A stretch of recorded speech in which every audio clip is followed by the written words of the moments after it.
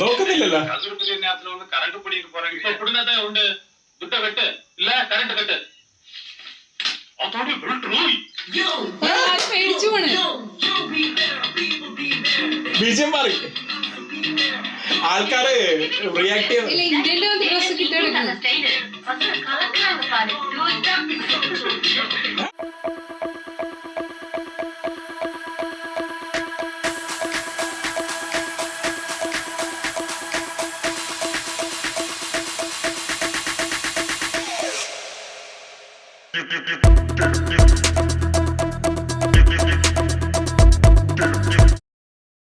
Hi എൻജോയ്യുടെ പുതിയ reaction വീഡിയോയിലേക്ക് സ്വാഗതം. അപ്പൊ നമ്മൾ ഇന്ന് റിയാക്ഷൻ ചെയ്യാൻ പോകുന്നത് നമ്മളുടെ കമൽ സാറിന്റെ ഇന്ത്യൻ മൂവിയിലെ ആ ഒരു സീനിന് ശേഷമുള്ള നെക്സ്റ്റ് സീനാണ്. അപ്പൊ നമ്മൾ കഴിഞ്ഞ സീനില് ഭയങ്കര ഇമ്പാക്ട് ഉള്ള ഒരു സീൻ തന്നെയായിരുന്നു കേട്ടോ. അതായത് ആ ഒരു ഫ്ലാഷ് ബാക്കും കാണിച്ചു, സെക്കൻഡ് ഫ്ലാഷ് ബാക്ക് എന്ന് വേണമെങ്കിൽ പറയാം. ആ ഒരു ഇമോഷണൽ ആയിട്ടുള്ള സംഭവങ്ങളൊക്കെ ഉണ്ടായിരുന്നു. അത് കഴിഞ്ഞ് അവസാനം എഗെയിൻ ഗൂസ് ബംസിലോട്ട് വന്നു.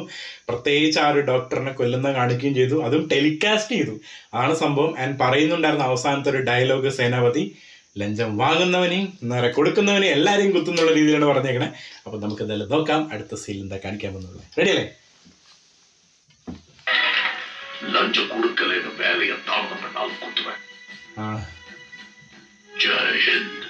എല്ലാത്തിനും കുത്തുന്ന പറഞ്ഞേക്കണേ.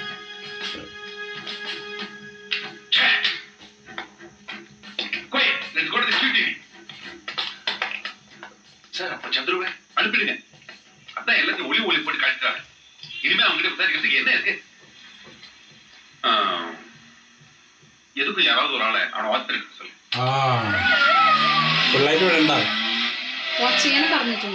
പക്ഷെ ആളിപ്പോ വേറെ കാര്യത്തിൽ ஸ்டுடியோ மூடுனதுக்கு அப்புறம் அவன் எப்படியோ திட்டுத்தனமா உள்ள நுழைஞ்சிருக்கான். மறுநாள் சிங்கப்பூருக்கு அனுப்புறதுக்காக வச்சிருந்த ஒளியும் ஒளியும் கேசட்டை எடுத்து கொலையை ரெக்கார்ட் பண்ணி மறுபடியும் பேக் பண்ணி வச்சுட்டாங்க. அது நேரா கொரியர் மூலமா சிங்கப்பூர் போயிடுச்சு. அத ஒளியும் ஒளியும் கேசட் தான் நினைச்சிட்டு டெலிகாஸ்ட் பண்ணிட்டாங்க. ஓ உடனே ஸ்டாப் பண்ண வேண்டியதானே சார். டெலிகாஸ்ட் பண்றோம் பிலிப்பைன்ஸ் நாட்டு சார். அவனை போன் மூலமா புடிச்சு புரிய வைக்கிறதுக்குள்ள ப்ரோக்ராமே முடிஞ்சு போச்சு சார். சார் காம்பவுண்டுக்கு பின்பக்கம் ஏதோ டயர் மார்க் கிடைச்சிருக்கு சார். ആ റിയലിസ്റ്റിക് ഫീൽ ഇട്ടാൻ കാണിച്ചിട്ടുണ്ടായിരുന്നു. അവിടെ നിന്ന് ഓരോ ആൾക്കാർ പോകുന്നതൊക്കെ പാസ് ചെയ്യുന്നത്.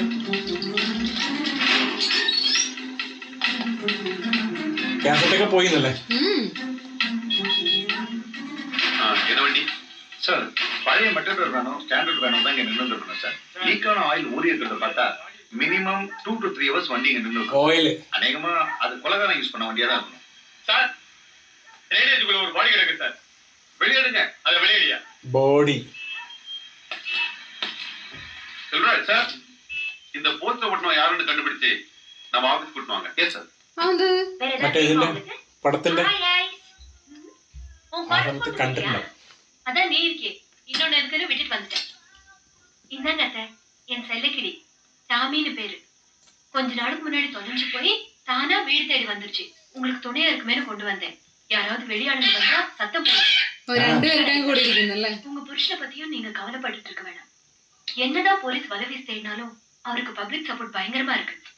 யாரும் காட்டி கொடுக்க மாட்டாங்க. அவரை பத்தி எனக்கு கவலை இல்லம்மா. வெள்ளக்காரன் கண்ணிலேயே விரல விட்டு ஆட்டினவரு. எங்கேயாவது போந்து எப்படியாவது வந்துருவாரு.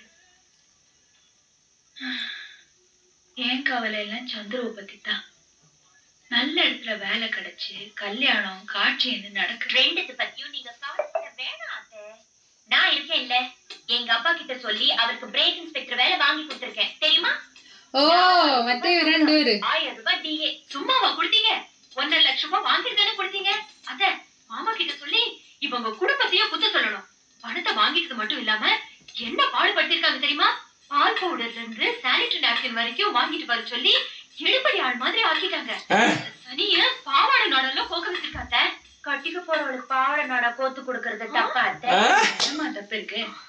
அவரு கூட என் கால் மிஞ்சி டைட் ஆயிடுச்சுன்னா பல்லாலே கடிச்சு எடுத்துருவாரு.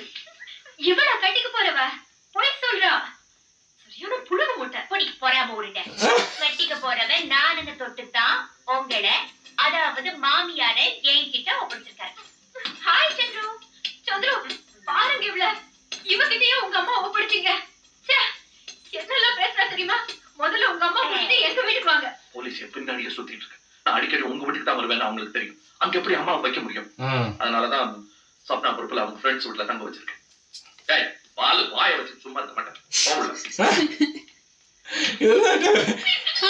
ஓடிச்சிடுந்தோம்ல.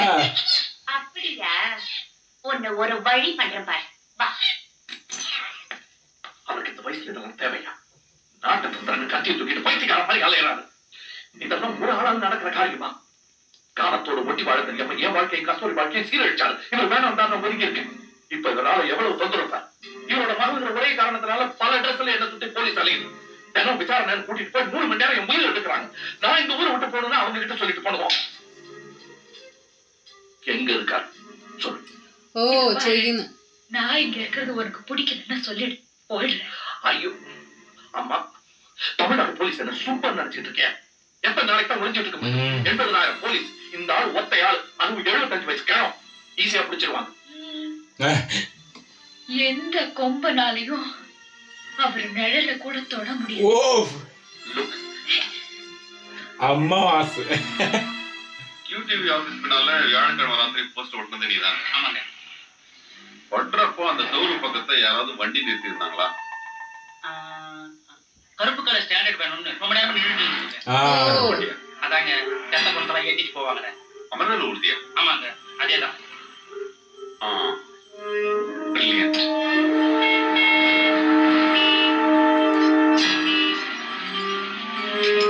ബ്ലാക്ക് കളർ വണ്ടീസാ പിടിക്കുന്നത്. മോർച്ചറി വാൻ തന്നെയല്ലേ? ബ്ലാക്ക് കളർ വണ്ടിന്നല്ലേ പറഞ്ഞേ? അതും മോർച്ചറി അതുപോലത്തെ വണ്ടി തന്നെയല്ലേ? ആ ചിലപ്പോ അതിലെ കൂടി പോവല്ലോ. ഇപ്പൊ സാധ്യതയുണ്ട്. കളർ മാറ്റിയാ? ആള് മറ്റേതും കൂടിയാ, ബ്രില്യന്റും കൂടിയാണ് ഒരേ സമയം. നോക്കുന്നില്ലല്ലോ. കറണ്ട് പിടിക്ക് പോറെങ്കിൽ ഉണ്ട്. ദുട്ട കെട്ട് ഇല്ല, കറണ്ട് കെട്ട്. പേടിച്ചു പോണ്.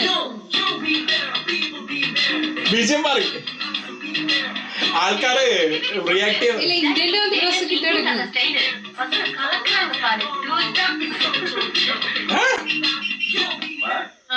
அம்மா, நான் ட்ரெஷரியில இருந்து வரேன். இந்தாங்கம்மா உங்களுக்கு சேர வேண்டிய 10,000 ரூபாய். ഓ പൈസ.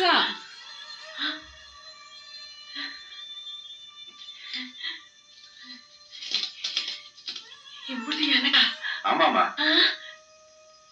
அப்போ நான் போயிட்டு வரேம்மா. வரட்டுமா? எங்கய்யா, ஒரு மோர் வாங்கிட்டு வரேன், குடிச்சிட்டு போங்க. ஐயோ வாடாமா, நான் வரேம்மா. ഒന്നും പേടിക്കുന്നില്ല.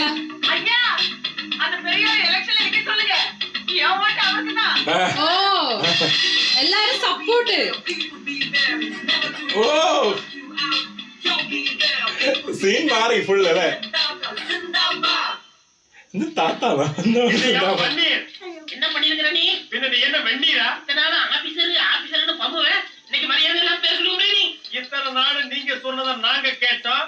இந்தியன் தாத்தா டிவில அடிக்கூட்டத இந்தியன் தாத்தா. பார்த்து இனிமே நாங்க சொல்றத நீங்க கேளுங்க. நீங்க சொல்றது நான் ஏன் கேட்கிறேன்? நான் ஆபீசர். நான் பப்ளிக், நீ பப்ளிக் சர்வன்ட். நாங்க சொல்றதான் நீ கேட்கணும். என்ன ஆட்டம் போட்டீங்கடா டேய். போலிக்கு இருக்கிற மாதிரி ஒரு கையெழுத்து போடுறதுக்கு இப்படி வாங்குவாங்களா, மரியாதை பண்ணணுமா, ஃபார்மாலிட்டிஸ் பண்ணணுமா?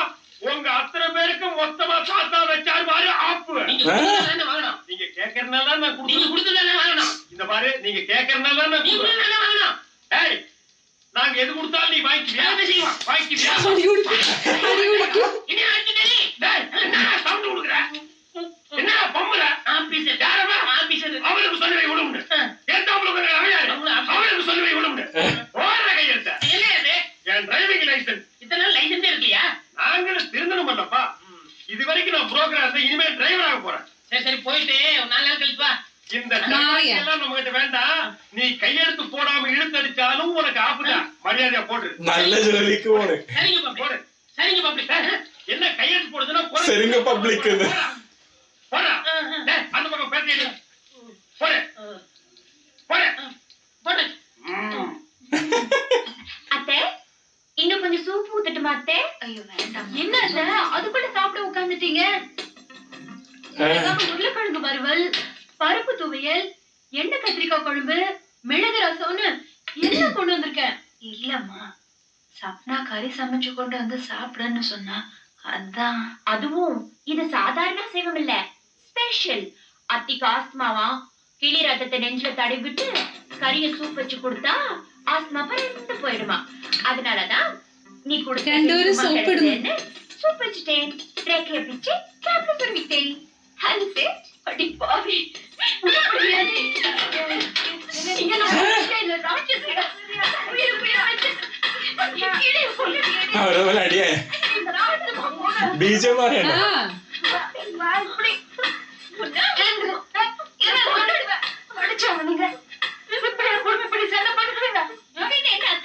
எவ்வளவு திமிரு இருந்தா அந்த கிளிக்கு சாப்பிடா சரியா சாப்பிடா சரியா ட்ரைனிங் கொடுத்துருப்பா.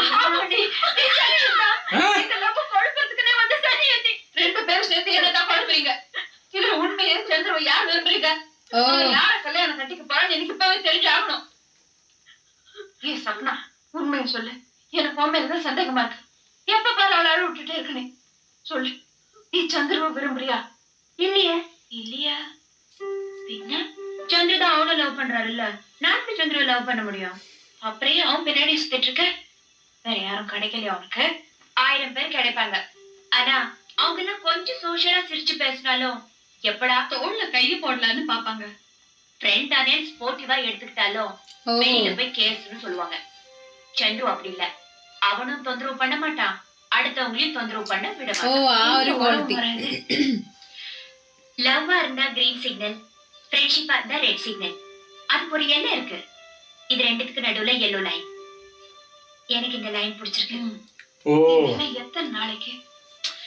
ஒண்ணு சந்திரவுக்கு கல்யாணம் ஆகுற வரைக்கும், இல்ல எனக்கு கல்யாணம் ஆகுற வரைக்கும். இதுக்கெல்லாம் என்னடி அர்த்தம்? கொழுப்பு. கொழுப்பா? இந்த கொழுப்பு காசு கொழுப்பு. குச்சி ஐஸ் இந்த ஓகே. കൊച്ചി ഐസ്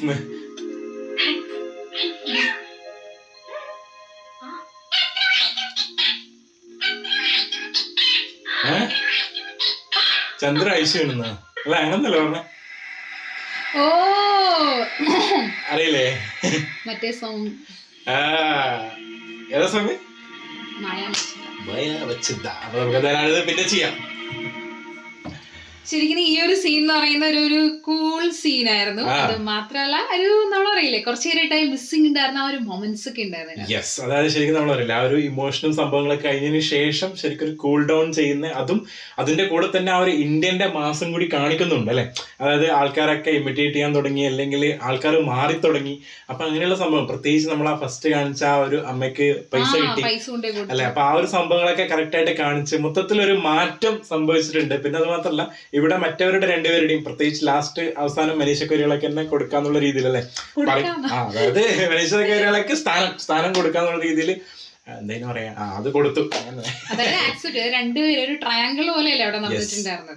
അപ്പൊ ഊർമിള ഓൾറെഡി പറഞ്ഞു എനിക്ക് അങ്ങനെ ഇഷ്ടമൊന്നുമില്ല, പക്ഷെ എന്നാലും ഒരു ഫ്രണ്ട്ഷിപ്പ് രീതി, അതായത് ലവിന്റെയും ഫ്രണ്ട്ഷിപ്പിന്റെ ഇടയിലുള്ള ഒരു സംഭവം, ആ ഒരു സംഭവത്തിൽ വെച്ചാൽ പക്ഷെ അത് കല്യാണം കഴിയുന്നവരേ ഉള്ളൂ. കല്യാണം കഴിഞ്ഞാൽ പിന്നെ ഞാൻ വിട്ടേക്കെന്ന് പറഞ്ഞു. അങ്ങനെയാണ് പറയുന്നത്. നമുക്കറിയാം ഓൾറെഡി നെക്സ്റ്റ് സോങ് വരാൻ പോകുന്നത് മായാമച്ചിന്ത. കാരണം ആ ഒരു ട്യൂണ് കേൾക്കുമ്പോൾ തന്നെ നമുക്കറിയാൻ പറ്റും ആ സോങ് ആണ് എന്നുള്ളത്. കാരണം ഈ ഒരു സോങ് എനിക്ക് തോന്നുന്നു എല്ലാവരും കേട്ടിട്ടുണ്ടാവും തോന്നുന്നു. ഒരു കാര്യം എന്താ പറയുക, ഈ പടത്തിന്റെ ഏകദേശം അവസാനം എത്തുന്ന സമയത്ത് ഈ സോങ് വരും ചെയ്തു. ഇനിയിപ്പോ സിനിമ ഈ സോങ് കഴിഞ്ഞതിന് ശേഷം എന്തായിരിക്കും എന്നുള്ളത് നമുക്ക് കാണാൻ ഭയങ്കര സംഭവം വെച്ചാല് എന്തായിരിക്കും ഇതിന്റെ ക്ലൈമാക്സ് സംഭവം എന്താ വെച്ചിട്ടുണ്ടെങ്കിൽ എന്താ പറയാ, ഇപ്പൊ വരെയും ചന്ദ്രു എന്ന് പറയുന്ന ആ ഒരു ക്യാരക്ടർ എന്താ പറയാ ഇന്ത്യൻ ചെയ്യുന്ന സംഭവങ്ങളൊന്നും സപ്പോർട്ട് ചെയ്യുന്നില്ല. അത് മാത്രല്ല ഓൾറെഡി എന്താ പറയാ കൈക്കൂലി സംഭവങ്ങൾ എന്താ പറയാ സ്വന്തം അച്ഛന് ഇഷ്ടമല്ലാന്ന് അറിഞ്ഞിട്ടും ഈ ഒരു ജോലിയില് കൈക്കൂലിയൊക്കെ വാങ്ങിക്കുന്നത് നമ്മൾ കണ്ടിട്ടുണ്ട്. പിന്നെ ഒരു രസം എന്ന് വെച്ചാൽ ആ ഗൗണ്ടമണി വരെ മാറി ക്യാരക്ടർ അല്ലെ. ആ ഒരു ക്യാരക്ടർ വരെ അവിടെ മാറിയിട്ട് ഇത്രയും കാലം ബ്രോക്കറായിട്ട് ജോലി ചെയ്ത് ഇപ്പൊ പറഞ്ഞ് ഞാൻ ഡ്രൈവർ ആകാൻ പോവാണ്, ലൈസൻസ് തന്നെന്നുള്ള രീതിയിൽ, അതും പബ്ലിക്കിനെ ആ ഒരു സപ്പോർട്ട് ചെയ്തിട്ടുള്ള രീതിയിൽ സംസാരിക്കുന്നത് പേടി വന്നു. അച്ഛൻ പറയുന്നത് കൈക്കൂലി വാങ്ങുന്നതും കൊടുക്കുന്നതും തെറ്റാണെന്നാണ്, പക്ഷെ മകൻ ഓൾറെഡി ആ സംഭവങ്ങളൊക്കെ ചെയ്യുന്നുണ്ട് കാണുന്നത്. ഇപ്പൊ എന്താ ഇവിടെ നടക്കാൻ പോണെന്നുള്ളതാണ്. കാരണം മകനൊരു വില്ലനാണോ എന്താ സംഭവം ശരിക്കും ഇതുവരെ കാണുന്ന സമയത്ത് ഇന്ത്യനാണ് നായകൻ ഇവിടെ അല്ലെ. കാണുമ്പോ അങ്ങനെ തോന്നുന്നേ. മകനെ കംപ്ലീറ്റ്ലി വില്ലനാക്കാനും പറ്റുന്നില്ല, കാരണം എന്താ മകനാണല്ലോ. അപ്പൊ അതുകൊണ്ട് തന്നെ ചില സ്ഥലങ്ങളിൽ മറ്റേന്ന് തോന്നും, പ്രത്യേകിച്ച് ആ ഒരു ഫ്ലാഷ് ബാക്കിന്റെ അകത്ത് സംഭവം വരുന്ന സമയത്താണ് ചെറുതായിട്ട് ചെറിയൊരു ന്യായം നമുക്ക് തോന്നും. പക്ഷെ എന്താന്ന് വെച്ചിട്ടുണ്ടെങ്കിൽ നമ്മൾ പറയില്ലേ ഞാൻ എല്ലാവർക്കും സെയിം ആയിരിക്കണ്ടേ അല്ലെ. അപ്പൊ ആ ഒരു സംഭവമാണ്. ഇനിയിപ്പോ എന്താ എന്തെങ്കിലും ഒരു ട്വിസ്റ്റ് ഉണ്ടാവാതിരിക്കില്ല എന്ന് തോന്നുന്നുണ്ട് എനിക്ക്. കാരണം ചന്ദ്രു എന്ന് പറയുന്ന ക്യാരക്ടർ ഭയങ്കര ഇങ്ങനെ മിസ്റ്ററി ആയിട്ട് ഇങ്ങനെ ഇരിക്കുകയാണ് അല്ലേ? അപ്പൊ നമുക്ക് നോക്കാം ഇനി എന്തായാലും. ചന്ദ്രുവിന് വലിയ റോളൊന്നും ഇല്ലേ ഇനി? ചന്ദ്രു ജസ്റ്റ് മകനായിട്ട് ഇങ്ങനെ ഇരിക്കുകയാണെന്ന് അതായത് അറിയില്ല. എന്താ പറയാ, ഒരു നോർമൽ അതായത് സിനിമയിൽ കമ്മേഴ്ഷ്യൽ എലിമെന്റ്സിന് വേണ്ടിയിട്ട് ആയിരിക്കാം, അറിയില്ല. ആയിരിക്കാം. നമുക്ക് നോക്കാം, എന്തായാലും നമുക്ക് കാണാം. നമുക്ക് നെക്സ്റ്റ് ആ സോങ്ങിന് ശേഷം കാണാം, സോങ്ങിൽ കാണാം. ഇത്രയേ ഉള്ളൂ. ബൈ. Bye bye.